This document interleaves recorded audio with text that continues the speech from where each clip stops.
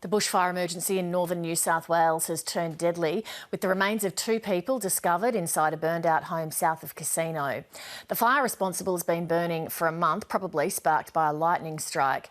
7:30's Nadia Daly is in Casino. Nadia, what's the latest on the fire today? Well, tonight, Lee, dozens of fires are still burning around the state. 29 houses have been destroyed, 130 have been saved. Nadia, what can you tell us about the bodies that were found today? Well, yesterday police made the very grim discovery of 2 bodies at the site of one of the extinguished fires. Now, they were looking for 2 missing people, a 77-year-old man and a 68-year-old woman. 2 bodies were found at their home, but 7:30 understands the state of them was such that they couldn't be formally identified and further forensic investigations will be needed. And people are starting to now return to their homes, or in some cases, I guess, what remains of them. Yeah, well, locals here are just starting to assess the damage done when the fire ripped through this region in northern New South Wales late on Tuesday. One of the region's oldest residents, 90-year-old Jane Harrison, went back to the site of her property today, which was destroyed in the blaze, and she took 7:30 along with her.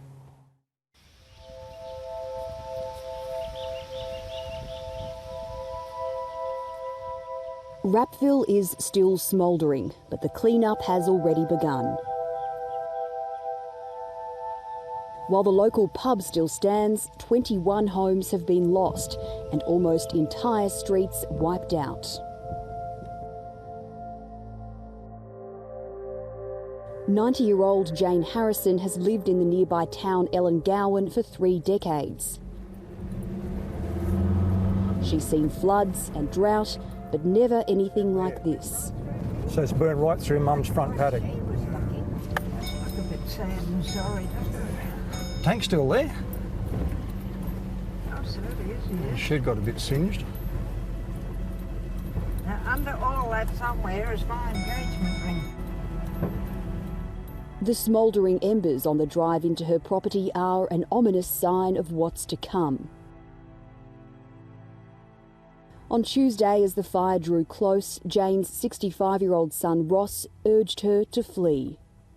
And I could see that the fire was running west to east, and there was a predicted southerly change, and I thought straight away I knew what was going to happen. So I actually got onto the neighbours and asked them to get Mum out because I couldn't get her on the phone, because I knew what was going to happen. Once the wind turned, it was going to roar through here, which it did. This is the first time Ross and Jane have returned to see what remains of the family home. It's partly melted, the aluminium. Look at that. Jane fled with just the clothes she was wearing. Well, it's sure a mess, isn't it? It's still sinking in for you? Yes. It hasn't hit bottom yet, but I suppose it will eventually. That was mother's wedding dress. So this was this is your wedding dress, Jane? Yep. Gosh. And the heat was so intense, it's just disintegrated. Even though it was in a box, it's just disintegrated it. So this was a white dress? Yeah, Yes. white satin wedding dress. day. Satin dress, yeah. Jeez, what does it feel like to see this? Well, this was the main feed off the roof for the water supply for the house. All that's left is the backyard shed. It got the trailer. There's enough heat got in here. Well, I had a fair idea what I was going to confront, but it's still, when you see it in actual on the ground, it's heartbreaking. This really gives you a sense of what happened here. The fire's torn through, fuelled by what was waist-high grass, and along the way it's torn down these power lines. That, of course, means that the few residents that remain here are now without electricity. Of the 36 fires burning across New South Wales, 9 are still out of control. Extra volunteers have been brought in from South Australia, the ACT and Victoria to relieve local firefighters who have laboured for days without a break. Back in Ellengowan, Jane's neighbour, 70-year-old Shane Gibbons, was lucky. Her house survived the fire, but only just. Tuesday morning, there was a massive plume of smoke to the east, and we watched it all day coming and going and changing colour. And we knew it was getting closer and closer. We'd heard that it had jumped the highway. Shane was at home and saw the smoke approaching, but says she didn't get any warning to evacuate. I've got no hoses.